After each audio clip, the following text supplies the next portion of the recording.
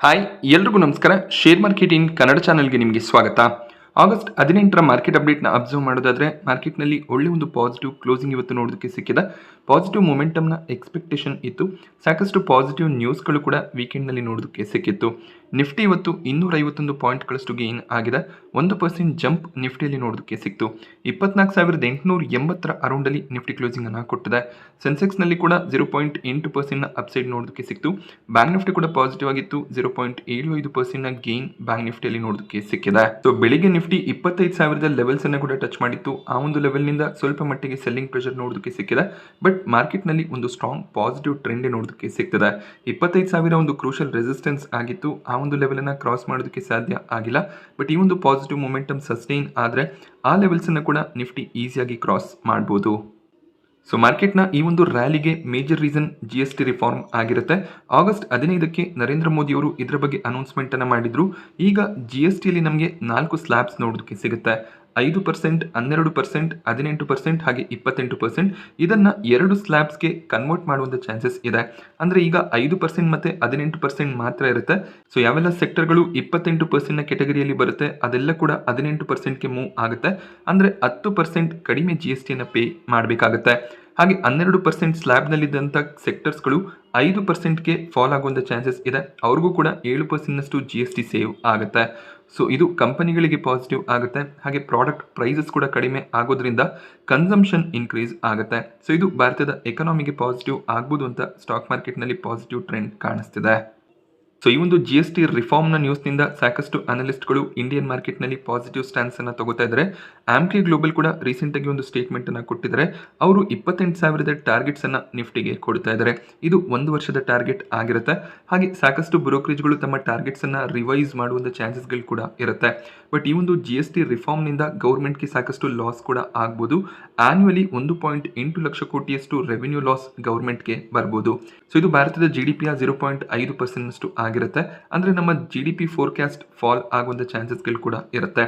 But GST ಕಡಿಮೆ ಆಗೋದ್ರಿಂದ product prices fall ಆಗುತ್ತೆ, ಕನ್ಸಂಪ್ಷನ್ ಇನ್ಕ್ರೀಸ್ ಆಗುತ್ತೆ. ಕನ್ಸಂಪ್ಷನ್ ಬೂಸ್ಟ್ ಆದಾಗ ಆಟೋಮ್ಯಾಟಿಕಲಿ GDP ಕೂಡ ಇಂಪ್ರೂವ್ ಆಗುತ್ತೆ. ಸೊ ಗೌರ್ಮೆಂಟ್ ಆ ಒಂದು ಡೈರೆಕ್ಷನ್ ಅಲ್ಲಿ ಯೋಚನೆ ಮಾಡ್ತಿದ್ದಾರೆ. ಸೊ ರೀಸೆಂಟ್ ಬಜೆಟ್ ನಲ್ಲಿ ಸಾಕಷ್ಟು ಸ್ಲ್ಯಾಬ್ಗಳ ಇನ್ಕಮ್ ಟ್ಯಾಕ್ಸ್ ಅನ್ನು ಕೂಡ ಗೌರ್ಮೆಂಟ್ ಕಡಿಮೆ ಮಾಡಿದ್ರು. ಈಗ GST ಕೂಡ ಕಡಿಮೆ ಆಗ್ತಿರೋದು ಟ್ಯಾಕ್ಸ್ ಹೊರೆಯನ್ನ ಸ್ವಲ್ಪ ಮಟ್ಟಿಗೆ ಕಡಿಮೆ ಮಾಡುತ್ತೆ. ಸೊ ಈ ಒಂದು ನ್ಯೂಸ್ನ ಜೊತೆಯಲ್ಲಿ ಭಾರತ ಮತ್ತು US ನಡುವೆ ಟ್ರೇಡ್ ಟಾಕ್ಸ್ ಏನಾದರೂ ಪಾಸಿಟಿವ್ ಆಗಿ ಟ್ಯಾರಿಫ್ಸ್ ಕಡಿಮೆ ಆದರೆ ಅದು ಕೂಡ ಮಾರ್ಕೆಟ್ಗೆ ಇನ್ನಷ್ಟು ಪಾಸಿಟಿವ್ ಆಗುತ್ತೆ. ಆಗ ಸ್ಟಾಕ್ ಮಾರ್ಕೆಟ್ನ ರ್ಯಾಲಿ ಇದೇ ರೀತಿಯಲ್ಲಿ ಕಂಟಿನ್ಯೂ ಆಗುತ್ತೆ. ಸೊ ನಿಫ್ಟಿಯ ಟಾಪ್ ಗೇನರ್ಸ್ ಮತ್ತು ಲೂಸರ್ಸ್ ಅನ್ನು ಅಬ್ಸರ್ವ್ ಮಾಡಿದಾಗ ಇವತ್ತು ಆಟೋ ಸೆಕ್ಟರ್ನ ಸ್ಟಾಕ್ಗಳು ಸ್ಟ್ರಾಂಗ್ ಆಗಿ ಪರ್ಫಾರ್ಮ್ ಮಾಡಿದೆ. ಮಾರುತಿ ಸುಜುಕಿಯಲ್ಲಿ ಒಂದೇ ದಿನ ಆಲ್ಮೋಸ್ಟ್ 9% ಜಂಪ್ ನೋಡೋದಕ್ಕೆ ಸಿಕ್ತು. ಆಲ್ ಟೈಮ್ ಹೈ ಲೆವೆಲ್ಸ್ ಅನ್ನ ಮಾರುತಿ ಸುಜುಕಿ ಇವತ್ತು ಟಚ್ ಮಾಡಿದೆ. ಹಾಗೆಯೇ ಬಜಾಜ್ ಆಟೋ ಹೀರೋ ಮೋಟೋಕಾರ್ಪ್ನಲ್ಲಿ ಕೂಡ ಒಂದು ಪಾಸಿಟಿವ್ ರ್ಯಾಲಿ ನೋಡೋದಕ್ಕೆ ಸಿಕ್ತು. ಹೀರೋ ಮೋಟೋಕಾರ್ಪ್ 6% ಗೇನ್ ಆಗಿದ್ರೆ ಬಜಾಜ್ ಆಟೋ 5% ಗೇನ್ ಆಗಿದೆ. ಸೊ ಈಗ ನಮಗೆ ಕಾರ್ಗಳ ಮೇಲೆ ಬೈಕ್ಗಳ ಮೇಲೆ 28%ನಷ್ಟು GST ಅಪ್ಲಿಕೇಬಲ್ ಆಗುತ್ತೆ. ಸೊ 28%ನ ಸ್ಲ್ಯಾಬೇ ಇಲ್ಲ ಅಂದಾಗ ಸೊ ಆ ಕೆಟಗರಿ ಏನಿದೆ 18%ಗೆ ಫಾಲ್ ಆಗುತ್ತೆ. ಸೊ ಇದರಿಂದ ಜನರು ಹೆಚ್ಚಾಗಿ ವೆಹಿಕಲ್ಸ್ಗಳನ್ನ ಪರ್ಚೇಸ್ ಮಾಡ್ಬೋದು. ಅದು ಸೇಲ್ಸ್ ಅನ್ನು ಕೂಡ ಇಂಪ್ರೂವ್ ಮಾಡುತ್ತೆ. ಸೊ ಅದೇ ಒಂದು ನ್ಯೂಸ್ನಿಂದ ಇವತ್ತು ಆಟೋ ಸೆಕ್ಟರ್ನ ಸ್ಟಾಕ್ಗಳಲ್ಲಿ ಸ್ಟ್ರಾಂಗ್ ಮೊಮೆಂಟಮ್ ನೋಡೋದಕ್ಕೆ ಸಿಕ್ತು. ಹಾಗೆ ಇವತ್ತು ಬ್ಯಾಂಕಿಂಗ್ ಸೆಕ್ಟರ್, ಫಿನಾನ್ಷಿಯಲ್ ಸೆಕ್ಟರ್ನ ಸ್ಟಾಕ್ಗಳು ಕೂಡ ಸ್ಟ್ರಾಂಗ್ ಆಗಿ ಪರ್ಫಾರ್ಮ್ ಮಾಡಿದೆ. ಬಜಾಜ್ ಫಿನಾನ್ಸ್ ಅಲ್ಲಿ ಕೂಡ 5% ಜಂಪ್ ನೋಡೋದಕ್ಕೆ ಸಿಕ್ಕಿದೆ. ಸೊ ಇದಕ್ಕೆ ರೀಸನ್ S&P ಕಡೆಯಿಂದ ಬಂದಂತ ಒಂದು ಅಪ್ಗ್ರೇಡ್ ಆಗಿರುತ್ತೆ. So credit rating agency S&P global ಭಾರತದ ಫಿನಾನ್ಷಿಯಲ್ ಸೆಕ್ಟರ್ನ ಸ್ಟಾಕ್ಗಳನ್ನು ಅಪ್ಗ್ರೇಡ್ ಮಾಡಿದ್ದಾರೆ. ಸೊ ಈಗ ಬಂದಿರುವಂತಹ ರಿಫಾರ್ಮ್ಗಳಿಂದ ಫಿನಾನ್ಷಿಯಲ್ ಹಾಗೆ ಬ್ಯಾಂಕಿಂಗ್ ಸೆಕ್ಟರ್ನ ಸ್ಟಾಕ್ಗಳು ಮುಂದಿನ 1 ವರ್ಷದಲ್ಲಿ ಒಂದು ಸ್ಟ್ರಾಂಗ್ ಪರ್ಫಾರ್ಮೆನ್ಸ್ ಅನ್ನು ಕೊಡಬಹುದು. ಈ ಸ್ಟಾಕ್ಗಳ ಅಸೆಟ್ ಕ್ವಾಲಿಟಿ ಇಂಪ್ರೂವ್ ಆಗುತ್ತೆ, ಪ್ರಾಫಿಟಬಿಲಿಟಿ ಇಂಪ್ರೂವ್ ಆಗುತ್ತೆ ಅಂತ ರೇಟಿಂಗ್ ಅನ್ನು ಅಪ್ಗ್ರೇಡ್ ಮಾಡಿದ್ದಾರೆ. ಇದು ಖಂಡಿತವಾಗ್ಲೂ ಒಂದು ಪಾಸಿಟಿವ್ ಸೈನ್ ಆಗಿರುತ್ತೆ. ಸೊ S&P ನಂತ ಏಜೆನ್ಸಿ ರೇಟಿಂಗ್ ಅನ್ನ ಇಂಪ್ರೂವ್ ಮಾಡಿದ್ದಾರೆ ಅಂದ್ರೆ FIIs ಕೂಡ ಈ ಸ್ಟಾಕ್ ನಲ್ಲಿ ಇನ್ವೆಸ್ಟ್ಮೆಂಟ್ ಮಾಡುವಂತ ಚಾನ್ಸಸ್ ಇರುತ್ತೆ. ಅದು ಭಾರತದ ಮಾರ್ಕೆಟ್ಗೆ ಪಾಸಿಟಿವ್ ಆಗಿರುತ್ತೆ. ಸೊ ಈ ಒಂದು ನ್ಯೂಸ್ನಿಂದ ಕೂಡ ಇವತ್ತು ಮಾರ್ಕೆಟ್ ನಲ್ಲಿ ಒಂದು ಪಾಸಿಟಿವ್ ಸೆಂಟಿಮೆಂಟ್ ನೋಡೋದಕ್ಕೆ ಸಿಕ್ಕಿದೆ. ಸೊ ಇವತ್ತು ಕನ್ಸಂಪ್ಷನ್ ಸೆಕ್ಟರ್ನ ಸ್ಟಾಕ್ಗಳು ಕೂಡ ಸ್ಟ್ರಾಂಗ್ ಆಗಿ ಪರ್ಫಾರ್ಮ್ ಮಾಡಿದೆ. ನೆಸ್ಲೆ ಕೂಡ 5%ನಷ್ಟು ಜಂಪ್ ಆಯಿತು. ಸೊ ನೆಸ್ಲೆಗೂ ಕೂಡ ಈ ಒಂದು GST ರಿಫಾರ್ಮ್ಸ್ ಪಾಸಿಟಿವ್ ಆಗಿರುತ್ತೆ. ಸೊ ಕೆಲವೊಂದಿಷ್ಟು ಸೆಕ್ಟರ್ಗಳಲ್ಲಿ ಈ ಒಂದು GST ರಿಫಾರ್ಮೇಷನ್ ನ್ಯೂಸ್ ಏನಿದೆ ನೆಗೆಟಿವ್ ಆಗಿದೆ. ಸೊ ಅದರಲ್ಲಿ ಮೇಜರ್ ಪ್ಲೇಯರ್ ITC ಆಗಿರುತ್ತೆ. ಸೊ 1.25%ನಷ್ಟು ITC ಇವತ್ತು ಕರೆಕ್ಟ್ ಆಯಿತು. ಸೊ ಈಗ ಸಿಗರೇಟ್ಸ್, ಟೊಬ್ಯಾಕೋ, ಗೇಮಿಂಗ್ ಸ್ಟಾಕ್ಗಳ ಮೇಲೆ 28%ನಷ್ಟು GST ಅಪ್ಲೈ ಆಗುತ್ತೆ. ಬಟ್ ಗೌರ್ಮೆಂಟ್ ಈ 28% ಸ್ಲ್ಯಾಬ್ ಅನ್ನ ತೆಗೆದ್ಮೇಲೆ 40%ನ GST ಸ್ಲ್ಯಾಬ್ ಅನ್ನ ಇಂಟ್ರೊಡ್ಯೂಸ್ ಮಾಡಬೇಕು ಅಂತ ಇದ್ದಾರೆ. ಸಿನ್ ಪ್ರಾಡಕ್ಟ್ಸ್ಗಳಿಗೆ ಅಂದ್ರೆ ಈ ಟೊಬ್ಯಾಕೋ, ಸಿಗರೇಟ್ ಹಾಗೆ ಬೆಟ್ಟಿಂಗ್ ಆ್ಯಪ್ಗಳಿಗೆ 40% GST ಅಪ್ಲಿಕೇಬಲ್ ಆಗುತ್ತೆ. ITC ಒಂದು ಸಿಗರೆಟ್ ಕಂಪನಿ ಆಗಿರೋದ್ರಿಂದ ITCಗೆ 40% ಟ್ಯಾಕ್ಸ್ ಅಪ್ಲೈ ಆಗುವಂಥ ಚಾನ್ಸಸ್ ಇದೆ. ಈ ನ್ಯೂಸ್ ಏನಿದೆ ಸಿಗರೆಟ್ ಕಂಪನೀಸ್ ಗೇಮಿಂಗ್ ಸ್ಟಾಕ್ಗಳಿಗೆ ನೆಗೆಟಿವ್ ಆಗಿರುತ್ತೆ. ITC, Godfrey Phillips, VST industries, Nazara technologies, Delta ಕಾರ್ಪ್ನಂಥ ಸ್ಟಾಕ್ಗಳು ಇವತ್ತು ಸ್ವಲ್ಪ ನೆಗೆಟಿವ್ ಆಗಿ ಟ್ರೇಡ್ ಆಗಿದೆ. LNTಯಲ್ಲಿ ಕೂಡ ಇವತ್ತು 1% ರೌಂಡಲ್ಲಿ ಕರೆಕ್ಷನ್ ನೋಡೋದಕ್ಕೆ ಸಿಕ್ತು. ಎಟರ್ನಲ್ ಕೂಡ 1% ರೌಂಡಲ್ಲಿ ಕರೆಕ್ಟ್ ಆಗಿದೆ. ಟೆಕ್ ಮಹೀಂದ್ರ ಮತ್ತು NTPCಯಲ್ಲಿ ಕೂಡ 1% ಕರೆಕ್ಷನ್ ಇವತ್ತು ನೋಡೋದಕ್ಕೆ ಸಿಕ್ತು. ಸೊ ಯಾವೆಲ್ಲ ಕಂಪನಿಗಳಿಗೆ ಈ ಒಂದು GST ರಿಫಾರ್ಮೇಷನ್ ಪಾಸಿಟಿವ್ ಆಗುತ್ತೆ ಆ ಸ್ಟಾಕ್ಗಳು ಇವತ್ತು ಸ್ಟ್ರಾಂಗ್ ಆಗಿ ಪರ್ಫಾರ್ಮ್ ಮಾಡಿದೆ. ಸೊ GST ರಿಫಾರ್ಮೇಷನ್ಗೆ ರಿಲೇಟ್ ಆಗದಿರುವಂಥ ಸ್ಟಾಕ್ಗಳಲ್ಲಿ ಒಂದು ಫ್ಲಾಟ್ ಅಥವಾ ನೆಗೆಟಿವ್ ಮೊಮೆಂಟಮೇ ನೋಡೋದಕ್ಕೆ ಸಿಕ್ಕಿದೆ. ದಿಲೀಪ್ ಬಿಲ್ಡ್ಕಾನ್ ಸ್ಟಾಕ್ ಪ್ರೈಸ್ನಲ್ಲಿ 4% ಜಂಪ್ ಇವತ್ತು ಬೆಳಿಗ್ಗೆ ನೋಡೋದಕ್ಕೆ ಸಿಕ್ಕಿತ್ತು. ಇದಕ್ಕೆ ರೀಸನ್ ಇವರ ಜಾಯಿಂಟ್ ವೆಂಚರ್ಗೆ ಒಂದು ಮೆಟ್ರೋ ಕಾಂಟ್ರಾಕ್ಟ್ ಸಿಕ್ಕಿದೆ. ಗುರುಗ್ರಾಮ್ನ ಮೆಟ್ರೋ ಕಾಂಟ್ರಾಕ್ಟನ್ನು ಕಂಪನಿ ಪಡ್ಕೊಂಡಿದ್ದಾರೆ. 1500 ಕೋಟಿಯ ಕಾಂಟ್ರಾಕ್ಟ್ ಸಿಕ್ಕಿರೋದು ಕಂಪನಿಗೆ ಪಾಸಿಟಿವ್ ಆಗಿದೆ. ಇದರ ಜೊತೆಯಲ್ಲಿ ಇನ್ನೊಂದು ನ್ಯೂಸನ್ನು ಕೂಡ ಕಂಪನಿ ಶೇರ್ ಮಾಡಿದ್ದಾರೆ.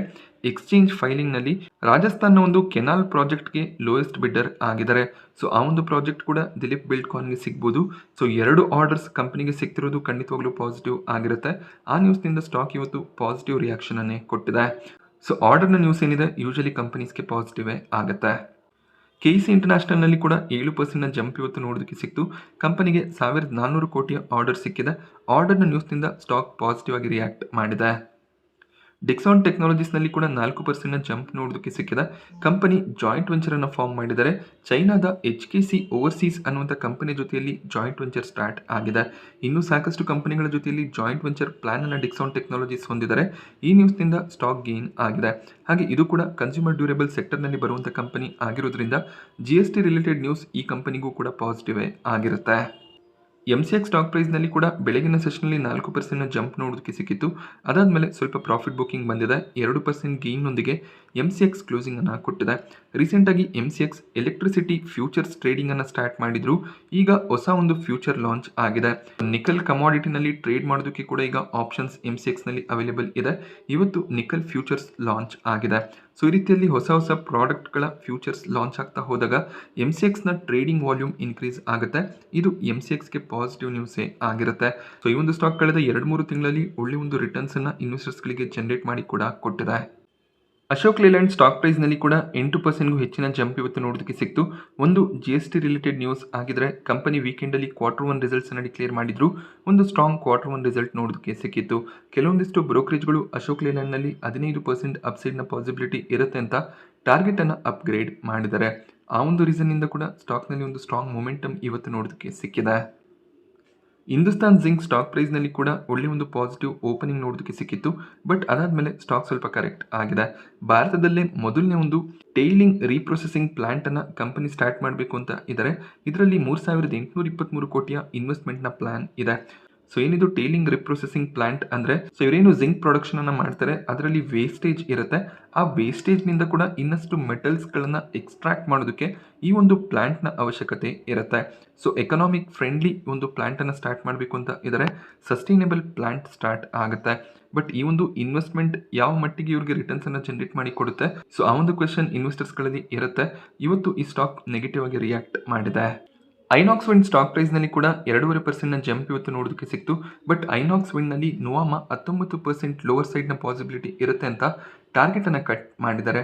ಬಟ್ ಈಗಲೂ ಕೂಡ ಬೈ ರೆಕಮೆಂಡೇಶನ್ ಇದೆ. 236 ಇದ್ದಂಥ ಟಾರ್ಗೆಟ್ ಪ್ರೈಸ್ 190ಕ್ಕೆ ಡೌನ್ ಗ್ರೇಡ್ ಆಗಿದೆ.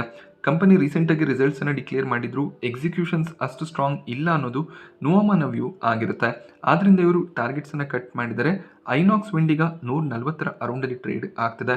ಅಂದರೆ ಈ ಒಂದು ಪ್ರೈಸ್ನಿಂದ ಇನ್ನೂ ಅಪ್ಸೈಡ್ನ ಪಾಸಿಬಿಲಿಟಿ ಇರುತ್ತೆ ಅನ್ನೋದು ನೋವಾಮಾ ವ್ಯೂ ಆಗಿರುತ್ತೆ.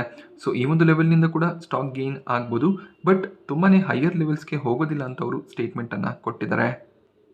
ಸೊ ವೊಡಾಫೋನ್ ಐಡಿಯಾ ಕೂಡ ಶುಕ್ರವಾರ ತಮ್ಮ ರಿಸಲ್ಟ್ಸನ್ನು ಡಿಕ್ಲೇರ್ ಮಾಡಿದ್ರು. Year on year loss increase ಆಗಿತ್ತು. ಬಟ್ ಕ್ವಾರ್ಟರ್ ಲಾಸ್ ಸಾಕಷ್ಟು ಕಡಿಮೆ ಆಗಿತ್ತು. ಹಾಗೆಯೇ ಮ್ಯಾನೇಜ್ಮೆಂಟ್ ಫಂಡ್ ರೈಸಿಂಗ್ ಆಲ್ಟರ್ನೇಟಿವ್ಸ್ ಅನ್ನು ಹುಡುಕ್ತಿದ್ದೀವಿ ಅಂತ ಕಮೆಂಟ್ರಿನ ಕೊಟ್ಟಿದ್ದಾರೆ. ಈ ನ್ಯೂಸ್ನಿಂದ ಸ್ಟಾಕ್ ಲೋವರ್ ಲೆವೆಲ್ಸ್ಗಳಿಂದ ಇವತ್ತು ರಿಕವರ್ ಆಗಿದೆ. IPOಗಳ ವಿಚಾರಕ್ಕೆ ಬಂದಾಗ ಶ್ರೀಜಿ ಗ್ರೂಪ್ನಲ್ಲಿ ಗ್ರೇ ಮಾರ್ಕೆಟ್ ಪ್ರೀಮಿಯಂ ಸ್ಟೇಬಲ್ ಆಗಿ ಕಾಣಿಸ್ತಿದೆ. 30 ರೂಪಾಯಿಯ ಪ್ರೀಮಿಯಂ ನೋಡೋದಕ್ಕೆ ಸಿಕ್ತಿದ್ದು 12% ಲಿಸ್ಟಿಂಗ್ ಗೇನ್ನ ಎಸ್ಟಿಮೇಷನ್ ಇದೆ. ಮಂಗಳವಾರ ಆಗಸ್ಟ್ 19ಕ್ಕೆ ಈ ಒಂದು IPO ಸಬ್ಸ್ಕ್ರಿಪ್ಷನ್ಗೆ ಓಪನ್ ಆಗುತ್ತೆ. ಬಟ್ ಕೊನೆ ದಿನದವರೆಗೂ ವೆಯ್ಟ್ ಮಾಡಿ ಆಮೇಲೆ ಅಪ್ಲಿಕೇಶನ್ ಹಾಕ್ಬೋದು. ವಿಕ್ರಮ್ ಸೋಲಾರ್ IPO ಕೂಡ ಮಂಗಳವಾರ ಸಬ್ಸ್ಕ್ರಿಪ್ಷನ್ಗೆ ಓಪನ್ ಆಗುತ್ತೆ. ಪ್ರೀಮಿಯಂ ಸ್ಟ್ರಾಂಗ್ ಆಗಿ ಇದೆ. ಸ್ವಲ್ಪ ಪ್ರೀಮಿಯಂ ಫಾಲ್ ಆಗಿದೆ, but still 16% listing gain expectation ಇರುತ್ತೆ. ಇಲ್ಲೂ ಕೂಡ ಅಷ್ಟೇ ಕೊನೆ ದಿನದವರೆಗೂ ವೆಯ್ಟ್ ಮಾಡಿ ಆಮೇಲೆ ಅಪ್ಲೈ ಮಾಡ್ಬೋದಾಗುತ್ತೆ. ಹಾಗೆ ಜೆಮ್ ಆರೋಮ್ಯಾಟಿಕ್ಸ್ IPO ಬಗ್ಗೆ ಡೀಟೇಲ್ ವಿಡಿಯೋನ ಮಾಡಿದ್ದೀನಿ. ಆ ವಿಡಿಯೋ ಲಿಂಕ್ ಕೂಡ ನಿಮಗೆ ಡಿಸ್ಕ್ರಿಪ್ಷನ್ ಬಾಕ್ಸಲ್ಲಿ ಅವೈಲೇಬಲ್ ಇರುತ್ತೆ. ಪ್ರೀಮಿಯಂ ಸಾಕಷ್ಟು ಫಾಲ್ ಆಗಿದೆ. ₹41 ಅರೌಂಡಲ್ಲಿ ಪ್ರೀಮಿಯಂ ಕಾಣಿಸ್ತಿತ್ತು, ಬಟ್ ಈಗ ₹20ಗೆ ಪ್ರೀಮಿಯಂ ಫಾಲ್ ಆಗ್ತಿದೆ. ಸ್ವಲ್ಪ ಇಲ್ಲಿ ಕೇರ್ಫುಲ್ ಆಗಿ ಡಿಸಿಷನ್ಸನ್ನು ತಗೋಬೇಕಾಗುತ್ತೆ. ಮಾರ್ಕೆಟ್ನಲ್ಲಿ ಸಡನ್ ಕರೆಕ್ಷನ್ ಬಂದರೆ ಪ್ರೀಮಿಯಂ ಇನ್ನಷ್ಟು ಫಾಲ್ ಆಗ್ಬೋದು. ಈಗ ಮಾರ್ಕೆಟ್ ಪಾಸಿಟಿವ್ ಆಗಿ ಇದೆ, ಆದರೂ ಕೂಡ ಪ್ರೀಮಿಯಂ ಫಾಲ್ ಆಗ್ತಿರೋದು ಸ್ವಲ್ಪ ಕನ್ಸರ್ನಿಂಗೇ ಆಗಿರುತ್ತೆ. ಬಟ್ IPO ಓಪನ್ ಆದಮೇಲೆ ಯಾವ ರೀತಿಯ ಸಬ್ಸ್ಕ್ರಿಪ್ಷನ್ ಬರುತ್ತೆ ಅದನ್ನು ಅಬ್ಸರ್ವ್ ಮಾಡಿ ಆಮೇಲೆ ಡಿಸಿಷನನ್ನು ತಗೋಬೋದು. ಈ ಒಂದು IPO ಕೂಡ ಆಗಸ್ಟ್ 19ಕ್ಕೆ ಓಪನ್ ಆಗ್ತಿದೆ.